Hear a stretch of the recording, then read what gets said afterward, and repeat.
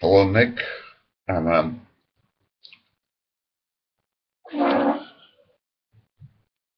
how are you? I want to implement and or produce and implement the most effective and efficient way for me to desire only what God desires for me. Now, when I use the word God, you'd have to understand what I mean. It's different from what most people mean. I want to implement and or produce and implement the most effective and efficient way for me to desire only what logic desires for me. I'm going to make the same disclaimer about the word logic. Those are standard mantras. I said, hello, Nick. I want to implement and or produce and implement the most effective and efficient way for me to be happy about Nick, spirituality, and the internet. Now, what I recommend that you do is that you hear this audio. If you're interested in so far, if you're still interested, if that you hear this audio. I'm using video because technically it's easier for me to provide audio by means of the video, but what I suggest that you do is that you go to the page that I send you to. The video will be embedded, so you can click on play, so you can listen to the audio, and as you listen to the audio, you the images that I would encourage you to have visually available would be the images that I have on the page, not the image of the video, the images that I have on the page, and or other images that you choose, because I did mention spirituality and the internet. Now, Nick, you and I talk business a lot, and a lot of people that are into spirituality, if you start talking about money, advertising, and business, I know from experience and from having been in that camp in the past that we get a negative reaction because a lot of people that are in business and money and advertising, as far as the stereotypical image of it is, oh, they're against spirituality. The people that are into spirituality, as far as our stereotypical current cultural framework, are usually against business, advertising, and money. Like you and I have exchanged emails that show above and beyond a reasonable doubt that we are into both. Um, uh, I would argue that that can be said for your emails too. Some people, from a conventional perspective, might argue that I am more explicitly about spirituality than you are. But if you put the combination of our emails, there's no question that you and I mix the subjects. And you suggested, with your great spirit long ago, that we build something that has to do with spirituality. And I've had some reluctance about it. My reply was, if anybody asks me to do something spiritual, they can look up the shaman link at. And I almost get angry when because to me spirituality is everywhere to be found, and I do so much that has to do with spirituality and shamanism, mysticism, shamanism, and so on and so forth. That for me, it's kind of like if you go to a pizza maker and you tell them, hey, I think you should make pizza, the bitch is gonna be like, oh, when I use the word bitch, Nick, because other people are gonna listen to this video, let me make a disclaimer that when I use the word bitch, it has a totally different meaning. I think Tyra, when she uses the word bitch, as like, yo, where my bitches at? Oh, you're my bitches, or something like that. And it can be used in a lot of different ways. So, negative and positive. But anyway, so if the bitch is a professional pizza maker, and you say, dude, you should make pizza. Bitch is gonna be like, dude, open your eyes. That's what I'm doing right now. I'm making pizza. So why would you tell me to make pizza when I'm making pizza already? So when people come to me and they say, I wasn't offended, Nick, in any way when you suggested that I'm among the many suggestions, but one of the top suggestions, I think, one of the first suggestions that you were making before we focused on the on the top choice system, the technological top choice system. Uh, I remember from memory you were talking about let's do something shamanic, spiritual, mystic, etc., and send traffic over there. And I was not offended at all, or upset. I don't want to give you the wrong impression, but Nick, I gotta tell you, to me, it's like dude, every breath I take is spiritual, shamanic, etc. And my reluctance has been with that for a number of reasons, and above and beyond reasons, for a number of factors, I would say. Uh, I don't want to explain shit to people. I don't want to explain some shit to people. I want the people to figure it out themselves. And I explain a lot of shit. I explain a ton of shit about a bunch of things, but sometimes the thing that,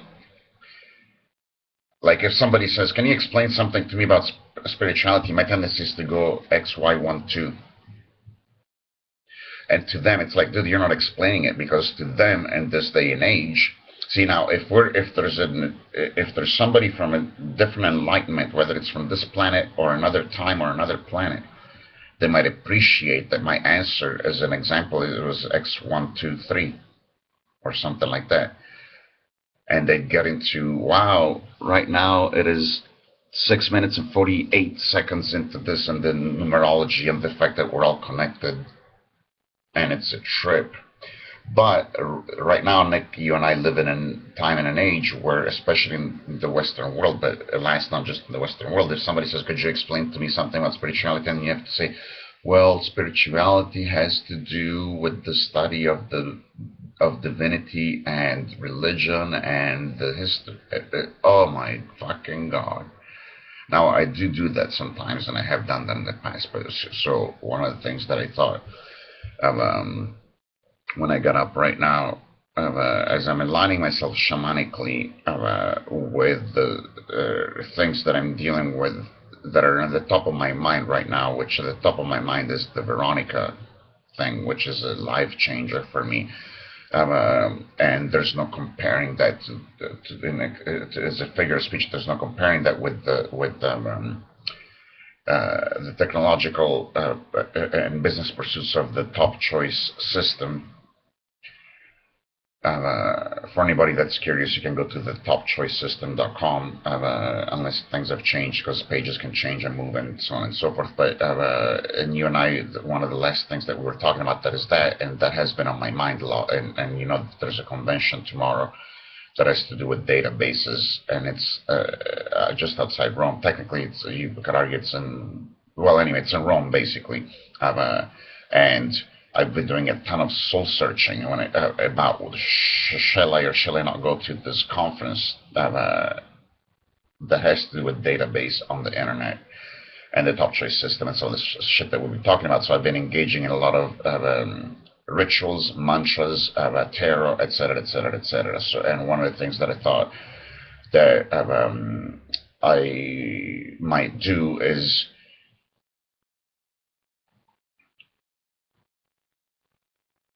I imagined that I was going to tell you, Nick, get stoned, get totally stoned, and then I was going to send you to a link. And then I realized I had two directions simultaneous. One is that you explore, you get stoned, you get aligned, you get to whatever, and that something's going to come, or the connection is going to come, the good is going to come. At the same time, I also wanted to plant sort of a seed about a specific link that I might send you to, or a thought, or an image, or a word, or a number. And with your having the freedom and the ability, unless everything is destiny, but then, of course, part of mysticism and spirituality is studying what exactly does destiny mean, because everybody uses the word in a different way. But I believe in alignment. The verdict is still out whether or not every breath that we take has every choice that we make is a choice that we make, or is actually something that is dictated by the laws of physics, or as religion would put it, decided by God. Those are some of the most fundamental questions that have to do with the study of existence. So if I tell you something about a certain link, and I tell you to get stoned, get high, get aligned, and what good will come.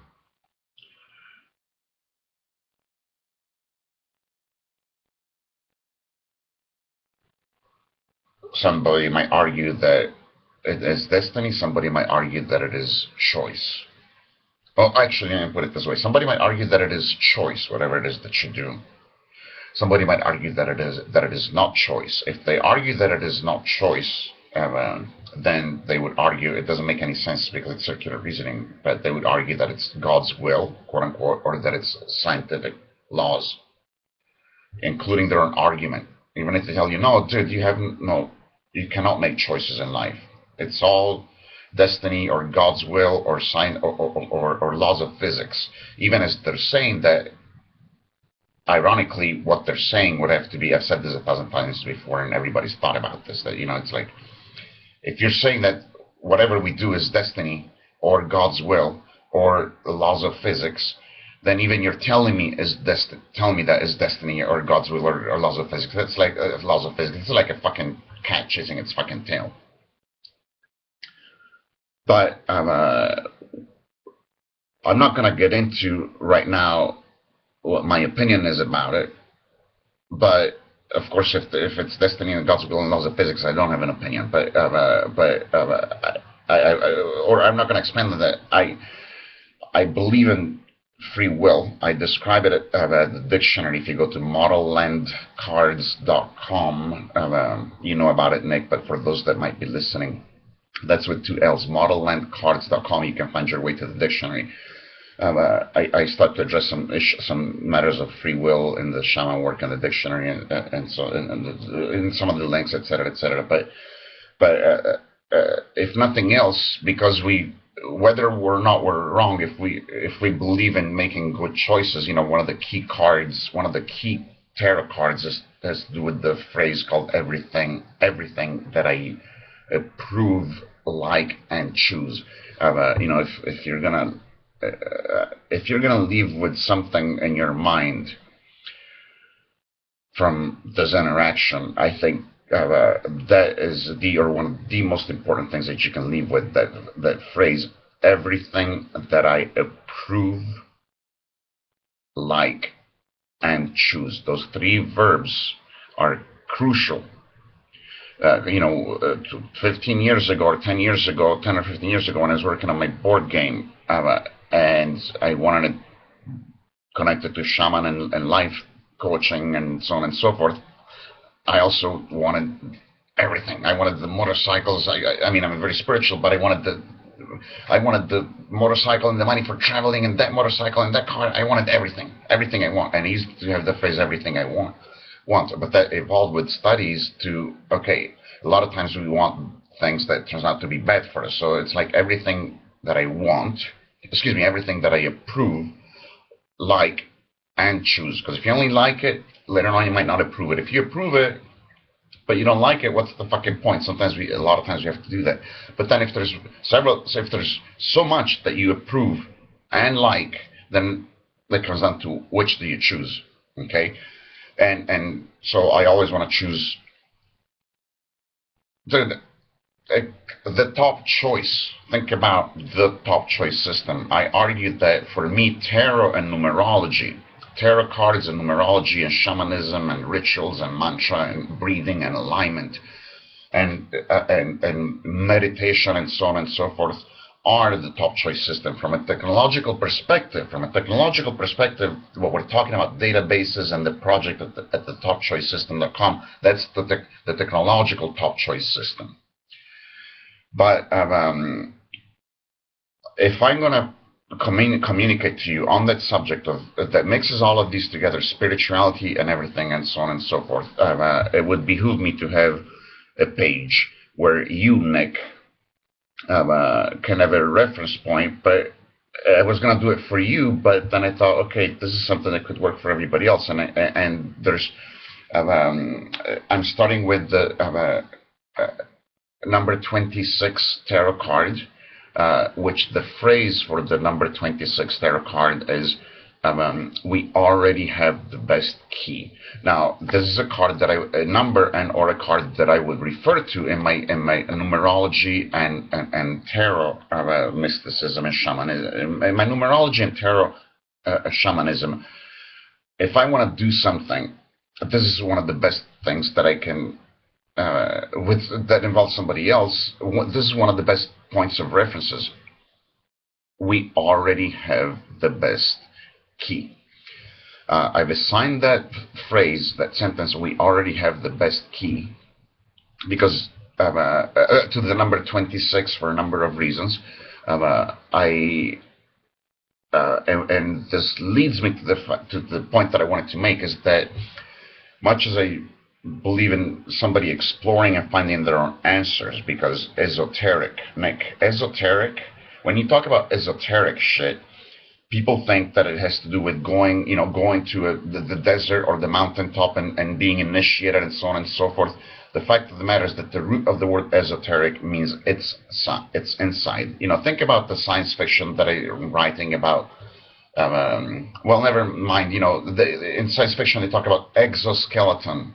That's a skeleton, like these machines that have a skeleton outside of them. Esoteric, not EXO, but ESO means it's inside you. So esoteric actually has to do with what's inside you. So the answer is inside you. Forgive me for saying this, but any good mystic will tell you that the answer is inside you. So much as I think the answer is inside you, for those that do want some more traditional, conventional points of reference, numerology and tarot. Obviously, I do numerology and tarot in my own next-gen way that I've evolved over a lifetime. But for those that like some of this type of information, because we have 30 days in the month most of the time. This is mostly due to the fact that the moon takes about 30 days to go around the Earth. Okay. And most numerology has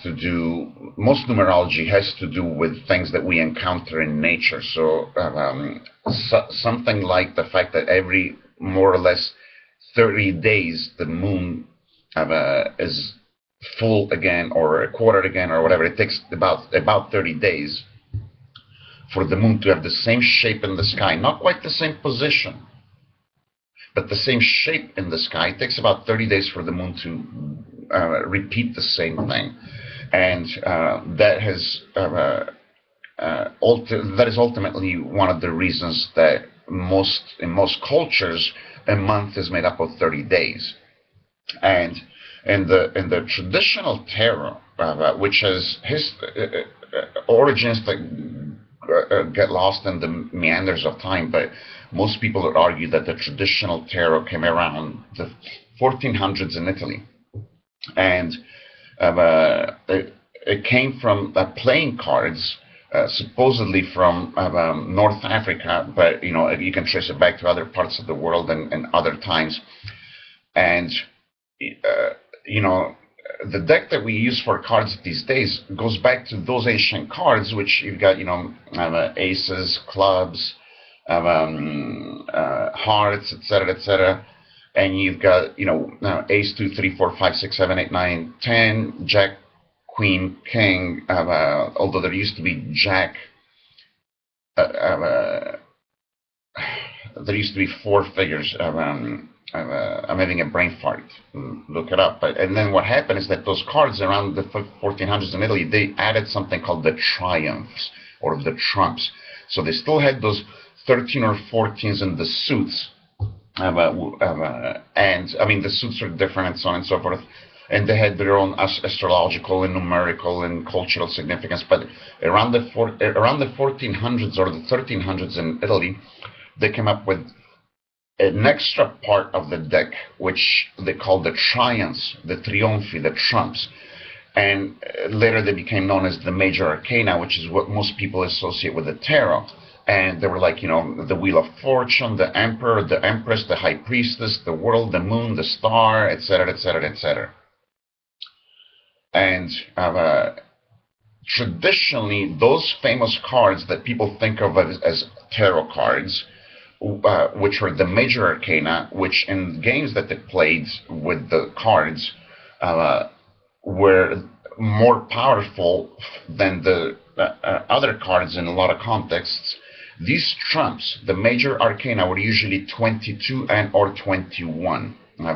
If you count the Fool card, which I argue is connected to the Joker card, but most historians argue the Joker card and the Fool card are not related. I think they're fools, but they think I'm a fool. But anyway, if you count the Fool card, then there were 22 major arcana. If you do not count the Fool card, there were 21 major arcana, the Fool card, and then the 4 suits of cards. Now, because the major arcana played a primary role, according to a lot of people, but there were only 21 or 22, and I wanted to relate. One of the best ways for me to do numerology is to look at the date. Right now, it's November 11th, 2015, and it's 8:54 p.m. in Rome, Italy, and I look at it as 2015, 11/11/2054.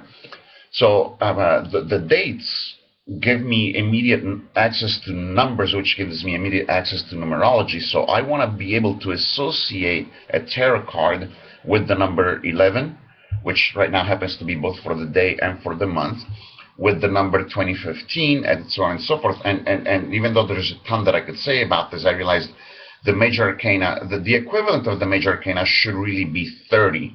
So that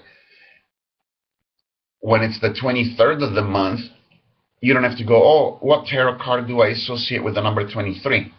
So that I wanted to be able to have a tarot card associated with each number of the days of the month. Now, granted, we have some months that are 31 days, and we have one month that's 28 days. But on those months where you have 31 days, then you go back to 1. So 31 would be the same as 1. As for 28, it brings me back to the fact that whereas in the past, when you would see ancient tarot cards that had to do with the Wheel of Fortune, or the Chariot, or the Tower, or let's say the Wheel of Fortune, the Chariot, or the Tower. I've said this a number of times before at mehappywith.com and a bunch of other places, I think, or a bunch of other places, but they made as much sense to the people in the 14th century. When you talk about the Chariot or the Wheel of Fortune or the what was it, the Tower or something like that, they made sense. They made as much sense to the people in the Renaissance, for example, as to us. Facebook or Angelina Jolie makes sense. If you go to somebody from the Renaissance, from 500 years ago, and you talk about Angelina Jolie or Facebook, they're not going to know what the fuck we're talking about. Now, people are in love with older things, so when they see older cards about the Tower or the Chariot or the Emperor or the Wheel of Fortune, oh, it's got this old and ancient arcane thing, and so we still love it, but it don't make any fucking sense to us. So what I wanted to do is instead of saying, okay, number 7 represents the Chariot, which, what the fuck does the Chariot mean to us? We're not back in the Middle Ages. The Chariot doesn't mean jack shit to us. I said, okay, I'm going to make a connection to the Chariot, but I'm going to come up with the sentence. Just like on the number 26, I come up with a sentence, we already have the best key, so that when I look at the number 26, okay, right now it's, okay, for example, if you do some very simple, right now I said it's November 11th, 2015, so that'll be 11 November, that's 11/11, that's 22. Now 2015, I actually divided by 30 and see what's left over, which leaves me a 5. So that'd be 11 and 11. That'd be 20 plus 5 is 27, which is you can look it up in the page probably. But yesterday would have been 26. Or if you go 2015, if you want to do it another way, it's 2 plus 1 is 3 and 5 is 8. So the year 2015, you could translate it as an 8. Okay. If you don't divide it by 30 and you go with the sort of a different, more normal, currently normal number system, you could say, well, what number is 2015? You could say, well, it's 8 because 2 plus 0 is 2 plus 1 is 3 plus 5 is 8. So if you go 8 plus 11, you got 22 plus 8, so that's 30, okay? Which brings us full circle to the notion of 30, by the way. I didn't plan this, but it has to do with the do-do-do-do-do-do-do-do. We're all aligned. For example, when I was shuffling my deck of approximately 60 cards, which have two sides, so it's more like 120 cards, the number, and I was looking for the 26, it came up, presto pronto. I sort of fucking God, excuse my fucking French. This doesn't happen a lot. Sometimes you see these synchronicities. They're not coincidences, they're synchronicities, unless you look at my meaning of the word coincidence. But anyway, so I want to be able to associate a tarot card with each number. And I have this card that I'm probably going to put on the page, or I might have you look for it, but, where it tells you one is the magician, because the number one tarot of the major arcana was the magician, but I called it, I have all the tools. So I associated a phrase, just like with the chariot, number 7 was the chariot in most traditional tarots, and then I called the chariot everything. No, I can, and I know I can, everything I can, and there's years that led me to those phrases, and they're in harmony with all my spirituality and my study of the mystery of our existence. And if we do have choice, I keep stressing our choices must not only be good, but must be our best choices. Everything that we approve, like, and choose.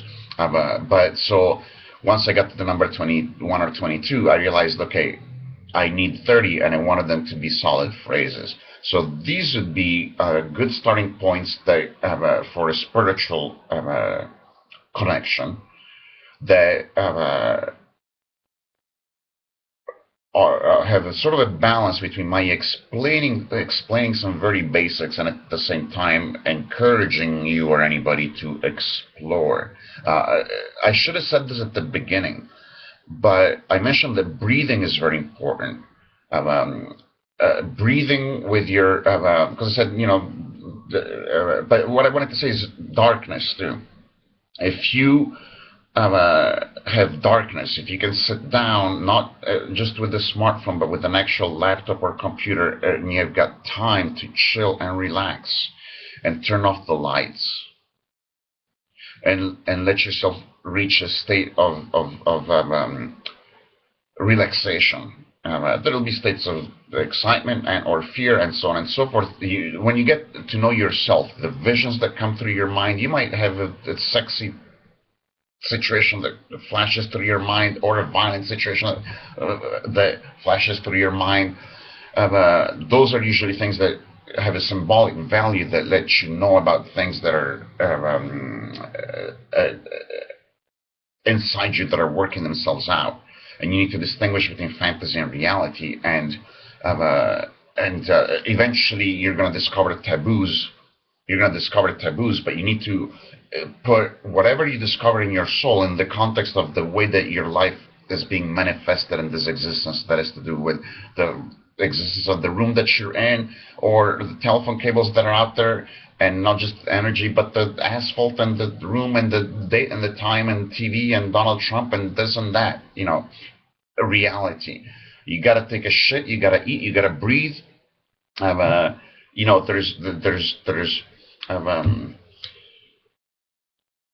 It's all got to be harmonized, and I think that part of it has to do with being able to have time, and sometimes darkness helps. Breathing, when I'm talking about breathing, it's very important, since I'm talking about some very basic things. I actually read about this in one of the first tarot books that I studied.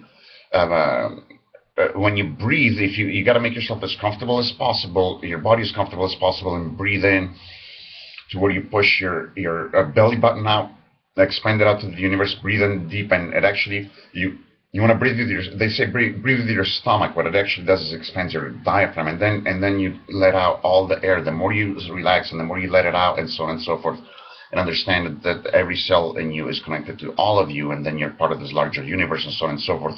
It has to do with the old-fashioned stuff about getting in touch with yourself. But what I was trying to say at the beginning is not at the beginning, but as part of this. We need to have a union of business and spirituality. And if you decide, if you get some kind of an intuition, like where we do generate traffic, we've already established we got a good conscience. I want to put half the money into the world. So long as I make about, whatever, 25, 30 grand a year, I'm always giving money to the world, even when I didn't have that. The first job I ever had, the first thing I did is I sponsored the family in Africa. And I was working only part time, making almost nothing. I was making minimum wage, cleaning floors and toilets in my high school, and so there's no question that I want to put money back into the world. I can't stand the fact that there's people that are starving, and it costs 1% of the world's money to see to it that everybody that is now hungry would have enough to eat. There's, a lot of my, or to some extent. I mean, anyway, we could have a clean conscience, but there's a beauty about business, there's a beauty about traffic, there's a beauty about advertising. My shamanism, however, is so important to me. First of all, I'm part of the universe. Second of all, I'm a human part of the universe. Third of all, I'm a shaman. And of course, I love Batman and science fiction and strategy games, motorcycles, and I love Veronica. And everybody's got their own fucking insane life, and at some point or another, but shamanism. And because you and I were talking about my going to this conference in Rome that has to do with the technological aspect of the top choice system, and I was doing a lot of soul searching, I decided not to share so much the specific soul searching that I was doing about the technological conference, which I probably will not attend, although I might. It's in a few hours. Right now it's 9:05 in Rome. It starts tomorrow morning at 8 or 9. I may or may not go, but I'm leaning a little bit more towards I won't go. I assure you, Nick, that if I don't, it's because I'm doing my best to be aligned with what is best, and in that process, anyway, I've sort of I might share with you a page where I recommend that in darkness, on your own time, you smoke some joints